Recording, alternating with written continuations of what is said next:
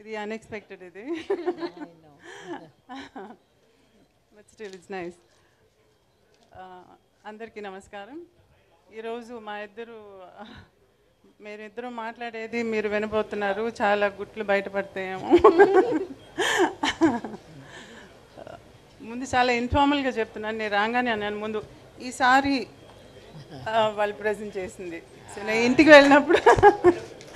ఇంటికి వెళ్ళినప్పుడు ఇంటి ఆడపడుచు అని చెప్పి నాకు ఈ సారీ ఇస్తే నేను ఈ సారీయే కట్టుకుంటాను, పుస్తకం ఆవిష్కరణకి నేను ఈ సారీయే కట్టుకుంటానని చెప్పాను. So here I am. And ఇంకొక విషయం ఏంటంటే చిన్నప్పుడు అంటే స్కూల్లో చదువుతున్నప్పుడు టీ నగర్లో రామకృష్ణ స్ట్రీట్లో నా క్లాస్మేట్ ఆనంది అని ఉండేది. ఎదురిల్లు అల్లుగారి ఇల్లు. మేము అక్రాస్ ద రోడ్ పరిగెత్తుకుని వెళ్ళేది, అడ్మైర్ చేసేవాళ్ళం సిస్టర్స్ని. వాళ్ళు చక్కగా సారీ కట్టుకుంటుంటే మేము అప్పుడు ఇంకా స్కర్ట్ అండ్ బ్లౌజ్లో ఉన్నాం అనమాట. సో మెల్లిగా హాఫ్ సారీ నుంచి సారీకి షిఫ్ట్ అవ్వటానికి ఆదుర్తా వాళ్ళని చూసి. సో ఎలా సారీ కట్టుకోవాలని నేర్చుకుంది కూడా వాళ్ళ దగ్గర నుంచి. సో అక్కడి నుంచి వచ్చిన క్లోజ్నెస్ ఇది. ఎక్కువగా కలవకపోయినా వేరే వేరే ఊర్లైనా స్టిల్ దట్ క్లోజ్నెస్ హార్ట్లో ఇంకా అలాగే ఉంది. So that continued. అండ్ ఒక ఇంట్రొడక్షన్ ఇవ్వాలి నేను, ఎందుకంటే సంజయ్ అన్నారు కదా మేము ఇంటికి వెళ్ళి పిలిచామని.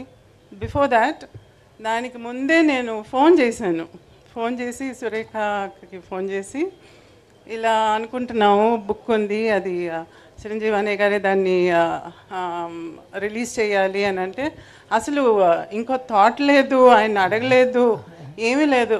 అయ్యో అవునమ్మా తప్పకుండా చేస్తారు, అంతా ఆయనే చూసుకుంటారని గొప్ప చెప్పేసింది. అంటే అది కాదు, ఆయన్ని అడిగేసి అంటే నేను చూసుకుంటానులే అన్నీ అని చెప్పి పెట్టేశారనమాట. This is how it went. నేను ఇంటికి వెళ్ళి ఫార్మల్గా పిలవటం అదంతా తర్వాత. అప్పుడు నేను చూడలేదు. అంటే అవార్డు వచ్చిన తర్వాత, పద్మవిభూషణ్ వచ్చిన తర్వాత నేను చూడనే లేదు. నేను చూడాలి, నేరుగా వెళ్ళి ఇన్వైట్ చేయాలని చెప్పి మా ఆయన నేను ఇంటికి వెళ్ళి వాళ్ళని కలిసి ఇల్లంతా తిప్పి చూపించారనమాట. అంటే నాకు రెనోవేట్ చేసిన తర్వాత నేను చూడలేదు ఇల్లు. సో ఎంత చక్కగా నా చేయి పట్టుకుని ఒక తోడు పుట్టిన సిస్టర్ని ఎలా ట్రీట్ చేస్తారో అలా. నేను చిరంజీవి గారిని అన్నయ్య అని పిలుస్తాను, ఎందుకంటే ఈరోజు ఈ ఫంక్షన్ అంతా నేనేమన్నానంటే ఇంట్లో సింపుల్గా ఈ బుక్ని రిలీజ్ చేసేసి మీడియా వస్తే చాలు, ఇంకేం వద్దు నాకు, మీ చేతులతో బుక్ ఇవ్వాలి అంతే, ఇంకేం వద్దు నాకు అని చెప్పా. ఇమీడియట్గా ఆయన ఇలా ఆలోచించి ఎవరైనా పిలవాలి, ఎంత పెద్ద ఫంక్షన్ చేయాలని ఆలోచిస్తున్నాను. నేను అలా కాదు, చిన్నదిగా చేద్దాం అంటే అలాగే చేద్దాంలే అని చెప్పేసి ఈరోజు ఇట్స్ కమ్ టు దిస్. అమ్మకు ఒక పెద్ద కొడుకుంటే ఏం చేస్తారో అది చేస్తున్నారు ఇవాళ. నేను ఎప్పుడు అంటుంటాను తమ్ముడిని, నువ్వు ముందు పుట్టి ఉండకూడదా అని చెప్పి. బికాజ్ మేమిద్దరు కొంచెం ఇన్నసెంట్గా ఉండిపోయాం. We did know how to handle things. అన్నీ చాలా యంగ్ ఏజ్లో జరిగిపోయినాయి. బట్ ఈరోజు ఒక పెద్ద కొడుకుగా ఉండి అమ్మకి ఇలా చేస్తున్నారంటే I don't know what to సే.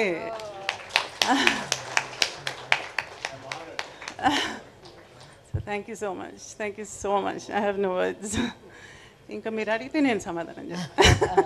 నాకు తెలిసిన విషయం ఏంటంటే సురేఖ గారు మెగాస్టార్ చిరంజీవి గారి మీద పెత్తనం జలాయిస్తారని తెలిసిపోయిందో ఇంట్లో. అది ఆయనకి సావిత్రమ్మ గారి మీద ఉన్న ప్రేమ నాకు తెలుసు కాబట్టి వెంటనే ఎలాగన్నా ఒప్పుకుంటారని చెప్పేశాను. నాకు అన్ని విషయాలు కాదు, నాకు ఇలా మాట్లాడడం, స్టేజ్ మీద నుంచోవడం, కూర్చోవడం ఇవన్నీ కూడా చాలా కొత్త, ఇప్పుడు చేయలేదు. కానీ చాము నీ కోసం అయితే ఓకే కూర్చుంటాను, మాట్లాడతాను. అమ్మ కోసం మీరిద్దరూ ఏమైనా చేసేటట్టుకున్నారు. ముందు మీరిద్దరూ కలిసి స్టేజ్ మీద ఇలా ఫంక్షన్స్కి రావటం కూడా చాలా తక్కువ అని విన్నాను నేను. అటువంటిది ఈరోజు మన ఇద్దరం కూర్చొని మాట్లాడేటట్టుగా కూడా చేస్తున్నారంటే దట్ ఎక్స్ప్లెయిన్స్ ఎవ్రీథింగ్. స్టేజ్ మీద సో దట్స్ లవ్లీ.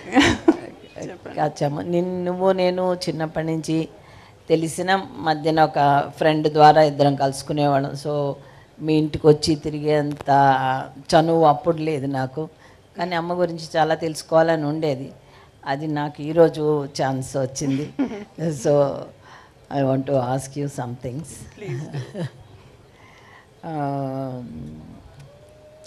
అమ్మతోటి చిన్నప్పుడు మీరు అమ్మ చాలా బిజీగా ఉండేవాళ్ళు. కాకపోయినా అమ్మమ్మ గురించి చాలా బయోపిక్స్ వచ్చినాయి, అమ్మ గురించి చాలా బుక్స్ వచ్చినాయి. కానీ మళ్ళీ మీకు ఈ బుక్ రాయాలని ఇప్పుడు రిలీజ్ చేయాలని ఎందుకు అనిపించింది? అమ్మ గురించి ఒక పెద్ద మూవీ కూడా రిలీజ్ అయ్యి పాపులర్ అయింది, మహానటి అని. ఈరోజు చిన్నపిల్లల దగ్గర నుంచి అమ్మ గురించి అంత అఫెక్షనేట్గా మాట్లాడుతున్నారంటే ఇట్స్ బికాజ్ ఆఫ్ మహానటి. మహానటిలో అమ్మ చిన్నతనం, తను చేసిన సేవలు, తన ఒక కంప్లీషన్ లాగా తీస్తున్నారు, from the beginning to the end లాగా తీశారు. కానీ యాక్చువల్గా మీరందరూ మహానటి అని చెప్పి ఆ పేరు పెట్టింది ఎందుకని? బికాజ్ ఆఫ్ హర్ యాక్టింగ్ ప్రొవెస్ కదా. అందుకని నాకు అనిపించింది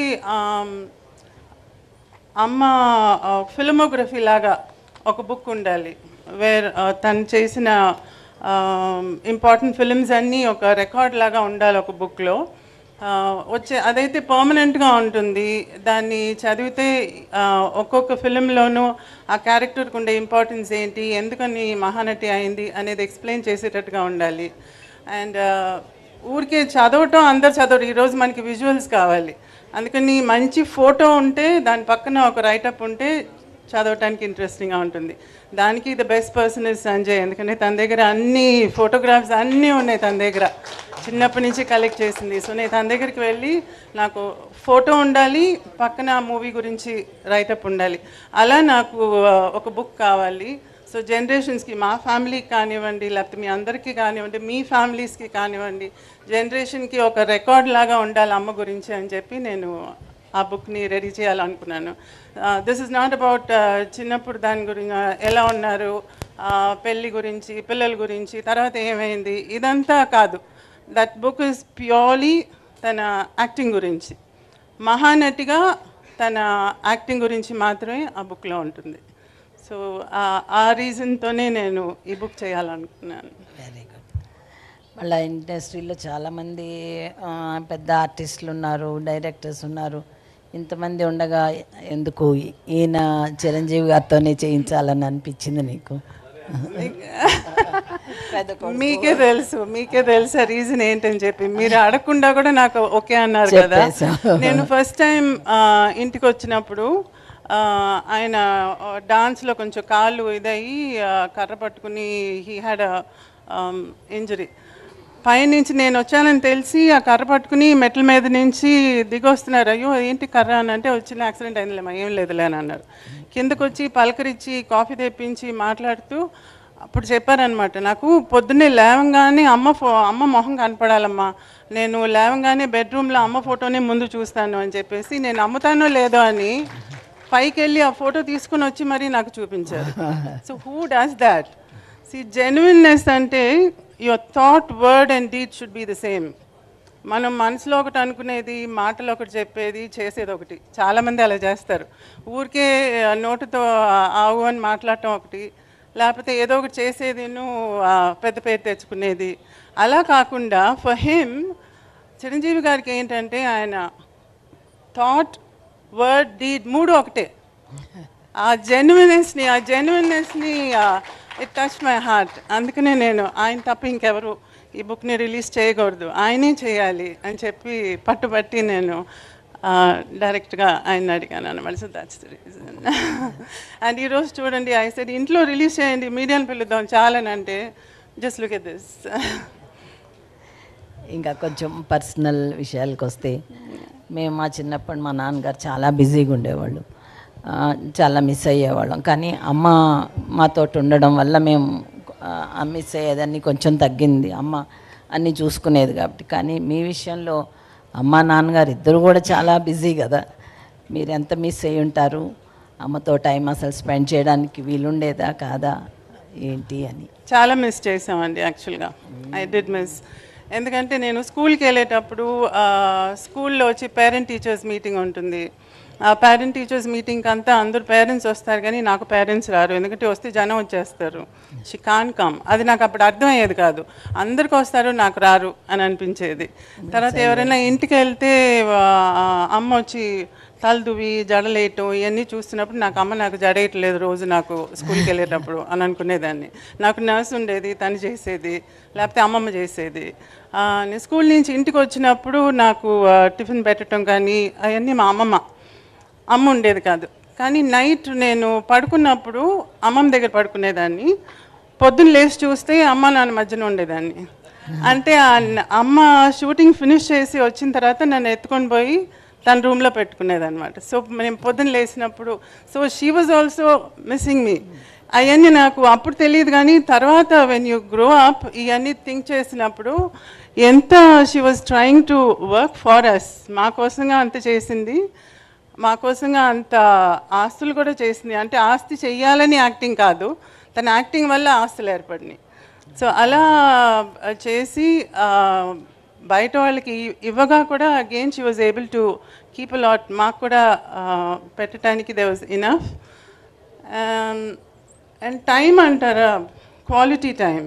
రోజు అందరిలాగా నాకు రోజు స్నానం చేయించడం, స్కూల్కి తీసుకెళ్ళటం, దింపటం, అన్నం దగ్గర కూర్చోవటం లాంటివి చేసేది కాదు. కానీ సండే అయితే ఇంతకుముందు సఫాయా థియేటర్లో కార్టూన్స్ వేసేవాళ్ళు.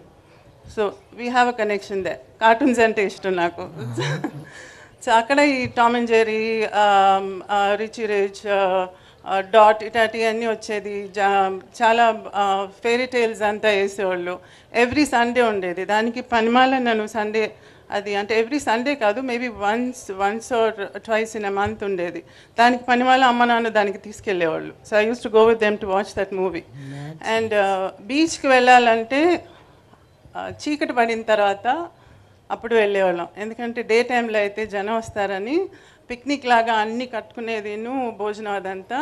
స్పెషల్గా ఫుల్ మూన్ అప్పుడు ఒక చాపేసి ఇసుక మీద we use to go and have food there. And అమ్మ దెయ్యం లాగంతా వచ్చి గలాట చేసేది మమ్మల్ని. సముద్రం దగ్గరికి వెళ్ళేటప్పుడు అదిగో ఏదో వస్తుంది అనేది, కొబ్బరికాయ డొల్లుకుని వస్తుంటే ఏదో తలకాయ వస్తుంది అనేది. సో ఇలా చాలా చిలిపి శాస్త్రాలు చేసేదన్నమాట. So all that is still in my mind. And తిరుపతికి అప్పుడప్పుడు నడిచి వెళ్ళేది. కారులో వెళ్ళేటప్పుడు మధ్యలో కారు ఆపి కారు మీద ఎక్కి చింతకాయలు కోసేవాళ్ళం. చింత చిగురు అంటే చాలా ఇష్టం. సో అవి కూడా ఆపి కోసేది. తర్వాత వెళ్ళేటప్పుడు ఎక్కడికైనా కారులో వెళ్ళేటప్పుడు వేరుశనగకాయలు అవన్నీ పండే ప్లేసు, చెరుకు అంతా ఉంటే అక్కడ ఆపి అవి పీకేది అక్కడికి వెళ్ళి. అక్కడ తోట మనిషి ఎవరో అనుకుని నడుస్తా వస్తుంటే కూడా అమ్మ వచ్చి దాంకుని వచ్చేసేది. తర్వాత అమ్మని తెలిసింది, అమ్మ అడిగితేనే ఇచ్చేదాన్ని, ఇచ్చుంటాం కదా, నువ్వు ఎందుకు అలా తీయటం అంటే దానిలో రుచి లేదు అని అనలేదు. సో అట్లా ఈ చిలిపి పనులన్నీ నాకు బాగా జ్ఞాపకం. సో అవి కదా మనకి ఎక్కువగా జ్ఞాపకం ఉండేది. సో డజంట్ మ్యాటర్, నాకు తల దూపోతే పర్లేదు, మీటింగ్కి రాకపోతే పర్లేదు, but now I cherish all those memories. అమ్మ మంచి కుక్ అని కూడా విన్నాము. మీకు ఇష్టమైన అన్ని చేసి పెట్టేవాళ్ళ, మీరు ఎంజాయ్ చేసేవాళ్ళ? మంచి కుక్ వచ్చి మా అమ్మమ్మ బాగా వంట చేసేది. అమ్మకి ఇంత పెద్ద క్యారీలకి వండి పంపించేవాళ్ళు స్టూడియోలో. అందరూ చుట్టూ కూర్చుని అది ఆనందించేవాళ్ళు అనమాట. అందరూ కలిసి ఈరోజు నువ్వేం తెచ్చావు అంటే నువ్వేం తెచ్చావు అని దే యూస్ టు హ్యావ్. అమ్మ కుకింగ్ వచ్చి అప్పుడప్పుడు స్పెషల్గా ఏదైనా 1-2 కూరలు చేసేది టైం ఉన్నప్పుడు. అందులో స్పెషల్గా మా తమ్ముడికి నచ్చి చేసిన కూర వచ్చి కోడిగుడ్డు ఆమ్లెట్ కూర. కోడిగుడ్డు స్టీమ్లో ఆమ్లెట్ లాగా వేసి దాన్ని కూరలో వేసి చేసేది. అది తమ్ముడికి చాలా ఇష్టం. నాకు వచ్చి చికెన్ని ఈరోజు KFC అంటారు కదా, అది అప్పుడే అమ్మ చేసేది. చికెన్ని మ్యారినేట్ చేసి దాన్ని బ్రెడ్ క్రమ్స్లో ముంచి ఫ్రై చేసి ఇచ్చేది. సో ఇట్లా 1 or 2 డిషెస్ బాగా చేసేది. సో అవి జ్ఞాపకం ఉన్నాయి. మా నాన్నగారు మా డ్రెస్సింగ్ విషయంలో చాలా స్ట్రిక్ట్గా ఉండేవాళ్ళు. మాకు చిన్నపిల్లలం కదా, ఏదన్నా మోడర్న్గా వేసుకోవాలని అవన్నీ చాలా అనిపించేది. కానీ నాన్నగారు అవి ఏం ఒప్పుకునేవాళ్ళు కాదు. అది అది అడుగుదాం అనుకున్నా. చాలా ట్రెడిషనల్గానే డ్రెస్ అవ్వాలి, అలా చాలా స్ట్రిక్ట్గా ఉండేవాళ్ళు అప్పుడు అయ్యో అనిపించేది, కానీ తర్వాత పోన్లే మంచి పని చేశారని అనిపించింది. అట్లా అమ్మ ఎలా ఉండేవాళ్ళు మీతోటి, మీ డ్రెస్సింగ్ గురించి వాటి చాలా స్ట్రిక్ట్ అండి అమ్మ. నేను ఒకసారి మూవీ షర్మిలి మూవీ ఉంది కదా, షర్మిలి అని రాఖీ యాక్ట్ చేసింది, చాలా అందంగా ఉంటుంది అందులో రాఖీ. అందులో జంప్ సూట్ వేసుకుంటుంది. ఆ జంప్ సూట్ చూసి నేను అమ్మ నాకు జంప్ సూట్ కావాలని చెప్పాను. అంటే చేయించలా. ఏంటంటే జంప్ సూట్ అంటే మొత్తంగా టైట్గా ఉంటుంది కదా, మధ్యలో ఓపెన్గా చెప్తున్నాను, మధ్యలో డివిజన్ కనపడకూడదమ్మా ఆడోళ్ళకి అని చెప్పేది. సో ప్యాంట్ షర్ట్ వేసుకుంటే కూడా the shirt should be below, cuts కనపడకూడదు. సో మోకాల దాకా ఉండాలన్నమాట. తను చక్కగా పావడ, పరికిణి, హాఫ్ శారీ అవన్నీ చాలా ఇష్టం అమ్మకి ట్రెడిషనల్గా. సో అవి ఎక్కువగా నాకు అలవాటు చేసింది. సారీస్ అలవాటు చేసింది, సారీ డిజైన్ చేసేది. అమ్మ సారీస్ కూడా చాలా ఉండేవి కదా, ఆ సారీస్ని కూడా మళ్ళీ తిరిగి నాకు హాఫ్ శారీకి, స్కర్ట్స్కి అంతా కుట్టించేది. సో ఆ ట్రెడిషనల్లీ తనకి బాగా ఇష్టం. ప్యాంట్ షర్ట్ అంతా పెద్దగా లేదు, కానీ నేను కొంచెం మా నాన్న దగ్గరికి వెళ్ళి కొంచెం అలా అడిగి ఓనటు కొనుక్కునేదాన్ని ఆశకి. బట్ షీ నెవర్ అప్రూవల్ లేదు. అంతే అన్నమాట. మళ్ళీ ఎవరైనా పిల్లలు కుక్క పిల్లల్ని, పిల్లి పిల్లల్ని ఎవరన్నా అడుగుతారు, నువ్వేమో పాములంటే ఇష్టం అని చెప్పేదన్నమాట. దానికి అమ్మ నీకు పాములంటే ఎంత ఇష్టమో తెలుసుకొని రోజు పాములోని ఇంటికి పిలిపించి ఆ పాము పిలిపించి నీకు చూపించేవాళ్ళు అట్ట. నిజమేనా? అవును. అది ఏమైందంటే నీ మీద ఎంత ప్రేమ, నీకు ఏది కావాలంటే చెయ్యాలని అమ్మకి. నాకు ఇంతకుముందు ఇళ్ళకి వచ్చేవాళ్ళు, మీ అందరికీ కొంతమందికి తెలిసి ఉంటుంది, ఇళ్ళకి మ్యాజిక్ షో చేసుకుంటూ వచ్చేవాళ్ళు. పావుని మెడ మీద తగిలించుకుని బుట్ట అంతా తీసుకుని వచ్చి ఇంట్లో మ్యాజిక్ చేసేవాళ్ళు. దాన్ని ఏమంటారు, కీరిపుల్లనే ఉంటారు, సారీ మై తెలుగు, మంగూస్ను పాము తీసుకుని వచ్చి దాన్ని ఫైట్ చేయటం అంతా చూపించేవారు. ఒక చిన్న పిల్లని తీసుకుని వచ్చేవాడు, ఆ పిల్లని బుట్ట లోపలేసి కాసేపటికి బుట్ట తీస్తే ఆ పిల్ల ఉండేది కాదు. ఈ మ్యాజిక్ అంతా మా ముందు చేసేవాళ్ళు అనమాట ఇంటికి వచ్చి. అప్పుడు అమ్మ వాళ్ళకి ఏదైనా డబ్బులు ఇచ్చేది. అందులో నాకు అట్రాక్ట్ అయ్యేది ఏంటంటే పాము. ఆ పాము అలా పోయేది, దాన్ని తీసి మేడ మీద వేసుకునేది, అటు పెట్టేది, మాయం చేసేది, అంతా చేస్తుంటే నేను తాకొచ్చా పావుని అని అడిగా. తాకొచ్చు, అది పర్వాలేదు అన్నారు. అది దాంతో ఆడుకుంటూ దాన్ని మేడ మీద వేసుకుంటూ అవన్నీ ఆడుకుంటూ ఉంటాం చూసి రేపు కూడా వస్తావా అని అడిగా. అలా ఊరికూరికే వాళ్ళని పిలుస్తుంటే అమ్ముండి సరే నువ్వు వారానికి ఒకసారి వీకెండ్లో వచ్చి కాసేపు మ్యాజిక్ చేసి పాపకి ఆడిచ్చేసి వెళ్ళు అని చెప్పి అన్నారనమాట. సో అలా పాముతో ఆగలేదు. మేము కొడైకెనాల్కి వెళ్ళినప్పుడు అక్కడ పుదుకోట రాజా అని ఉన్నారు, ఆయన వేటకి వెళ్ళి పులినంత వేటాడి వచ్చాడు.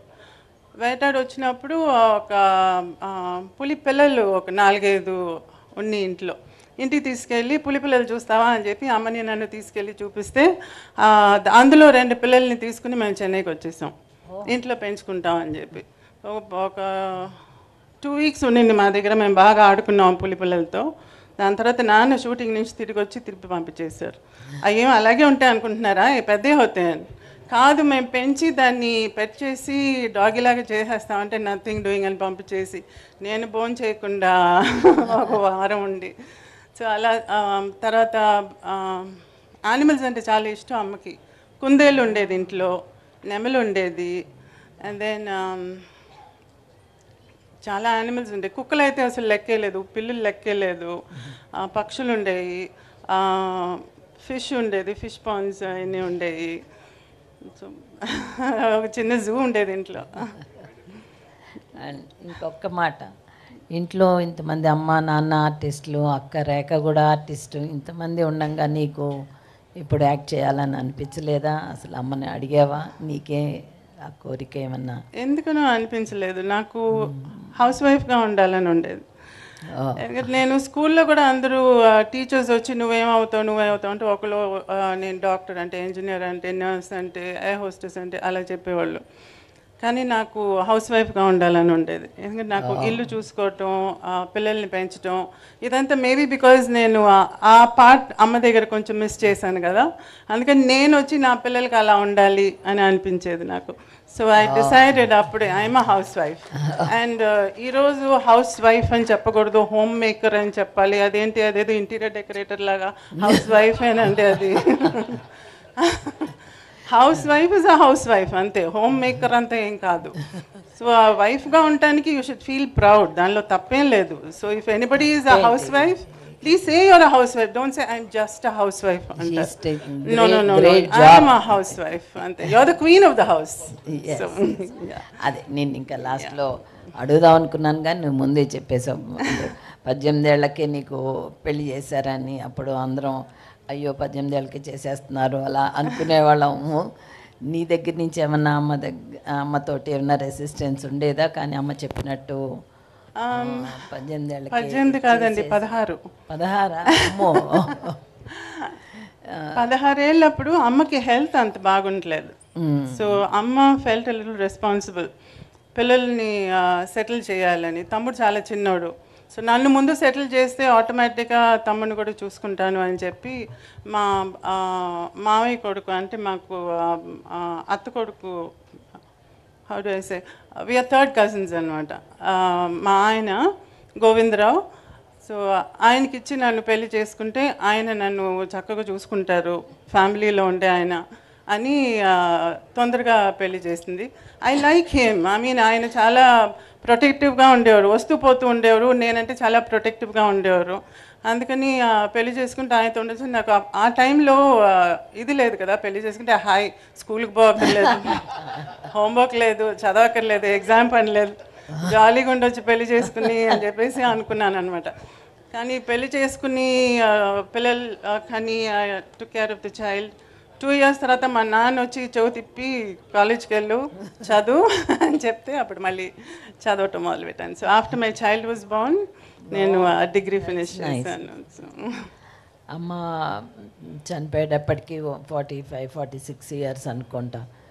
అంత ఎర్లీ ఏజ్లోనే అమ్మని మిస్ అవ్వడం నీకు మెంటల్గా ఎట్లా అనిపించింది? నాన్నగారితో నీ రిలేషన్షిప్ ఎట్లా ఉండేది ఆ తర్వాత? చాలా హారబుల్ అండి, ఎందుకంటే అమ్మ కోమాలో పోయినప్పుడు I was doing my BA final year exam. Last ఎగ్జామ్కి ముందు ఒక 3 days గ్యాప్ ఉన్నప్పుడు నాకు ఇలా కోమాలో పోయినట్టుగా తెలిసిందనమాట. సో ఆ టైంలో నేను వెళ్ళి అమ్మని చూసి తిరిగి వచ్చి, దాని తర్వాత 19 months going to the hospital and coming, అది వెళ్తూ వస్తూ అమ్మని చూడటం, అది that I don't even want to think about it. అది అసలు తుడిపేద్దాం. సో దాని తర్వాత కానీ తమ్ముడిని చూసుకోవటం, అది నాన్న టుక్ అప్ ద రెస్పాన్సిబిలిటీ. నాన్న తమ్ముడిని చూసుకుని తన్ని ఇంజనీర్ చేసి పైకి తీసుకొచ్చారు. So that way I was happy. నేను ఇంటికి వెళ్తూ వస్తూ ఉండేదాన్ని, తమ్ముడు వస్తూ ఉండేవాడు. ఈరోజు తమ్ముడు బాగా సెటిల్ అయ్యి యుఎస్లో శానోజేలో ఉన్నాడు, నేను హ్యాపీగా సెటిల్ అయి ఉన్నాను. అండ్ అదర్ థింగ్, చాలామంది ఏమనుకుంటారంటే ఆవిడ అన్నీ పోగొట్టేసింది, ఏమీ లేదు, పిల్లల్ని ఏం లేకుండా చేసింది అని అంటుంది. నో నో నో, అదంతా నిజం కాదు. ఎందుకంటే అమ్మ దగ్గర ఇంత ఉండేది కాబట్టి she was able to give this much, but still this much is there for us. So తను సంపాదించిన దానిలో పోగొట్టింది, ఏమార్చి తీసుకున్న వాళ్ళు అంత పోగా కూడా still there is enough to keep both of us happy. So ఇది అమ్మకి కళల మీద ఉన్న ప్రేమ వల్ల మేమందరం ఈరోజు చాలా బాగున్నాం. ఈరోజు మీ ముందు ఇలా నేను కూర్చున్నానంటే అది because of her. So I'm always thankful to her. మీ పిల్లలకి ఎవరికి కూడా ఆర్టిస్ట్ అవ్వాలనే కోరిక లేదు? ఆయన అడిగారండి ఒకసారి, మా బాబుని చూసి రెండో వాడిని, మీకు ఏమైనా ఐడియా ఉందా సినిమాలకి అని చెప్పి మా రెండో వాడిని చూసి అడిగారు, అభినయ్ని. దాసరి గారి దగ్గర ఒక మూవీ చేశాడు యంగ్ ఇండియా అని చెప్పి. ఆ టైంలో అది చేసేటప్పుడు మిగతా ఫిలిమ్స్ అయ్యి ఒప్పుకోకూడదని చెప్పి చేయలేదు. దాని తర్వాత కణితం ఏదే రామానుజం అని చెప్పి మ్యాథమెటిషియన్ రామానుజం మెయిన్ క్యారెక్టర్ చేసి అందులో అవార్డు వచ్చింది. ప్రెసిడెంట్ కూడా చూశారనమాట టైంలో ఆ మూవీని. సో మంచి పేరు వచ్చింది దానికి. సో కొంచెం సెలెక్టివ్గా పోయాడు. ఈరోజు he is basically a sports men. So టొరంటోలో పక్కన ఒక అకాడమీలో, ఒక స్పోర్ట్స్ అకాడమీలో ఈరోజు టేబుల్ టెన్నిస్ సెక్షన్ని చూసుకుంటున్నాడు అనమాట తను. But still he likes acting, emotional acting అంటే ఇష్టం తనకి. ఏదైనా స్పోర్ట్స్కి సంబంధించిన క్యారెక్టర్ వస్తే బాగున్నామా అని అంటూ ఉంటారు. So let's see if he's lucky he might get something. మా పెద్దోడు వచ్చి he's behind the screen. Short films చేసే కోర్స్ని యూనివర్సిటీ ఆఫ్ కాలిఫోర్నియాలో చేస్తున్నారు. అండ్ ఈరోజు బెంగళూరులో, చెన్నైలో, ఊటీలో అంతా he takes workshops for those who take short films. So workshops చేస్తుంటారు షార్ట్ ఫిలిం చేసే వాళ్ళకి. So and that's both of them are sort of in the same field. ఒక్కటి final last question. Mahanati movie చూశారు కదా, నీకు అందులో అన్నీ కరెక్ట్గా ఉన్నాయి అని అనిపించిందా? ఇంకేమన్నా చూపించుండాల్సిందని అనిపించిందా? ఎట్లా అనిపించింది? మహానటి మూవీలో చాలా కాంట్రవర్సీస్ వచ్చినాయి బయట నుంచి. బట్ నాకేంటంటే దానిలో నాకు అప్సెట్టింగ్గా నాకేం కనిపించలేదు. The whole thing was true. ఎందుకంటే నన్ను ప్రతిదీ నన్ను అడిగే చేశారు. అందులో కొంచెం ఎక్స్ట్రాగా చూపించింది వచ్చి సినిమాటిక్గా, డ్రామాటిక్గా చూపించాల్సి వచ్చిన దానివల్ల చూపించడమే కానీ అదర్వైజ్ దానిలో చూపించిన ఫ్యాక్ట్స్ అన్నీ true. And I was very touch to hear one of the ఇంటర్వ్యూస్లో మీరు వచ్చి మహానటి టైంలో అడిగినప్పుడు మీరు అడిగిన మొదటి ప్రశ్న వచ్చి చాముండేశ్వరి గారిని అడిగారా అని అడిగారు. See, that is what I meant. Why should he bother about what I feel కదా? సో ఆ కనెక్షనే నాకు ఈ రోజుకి కూడా still I feel that affection is still there. So I'm happy about Mahanati అండి. Thank you Chamu. Thank you. It was so nice talking to you in the open. And నా కోసంగా ఫస్ట్ టైం స్టేజ్ మీదకి వచ్చి మాట్లాడింది చాలా థ్యాంక్స్ అక్క. చాలా thanks. Thank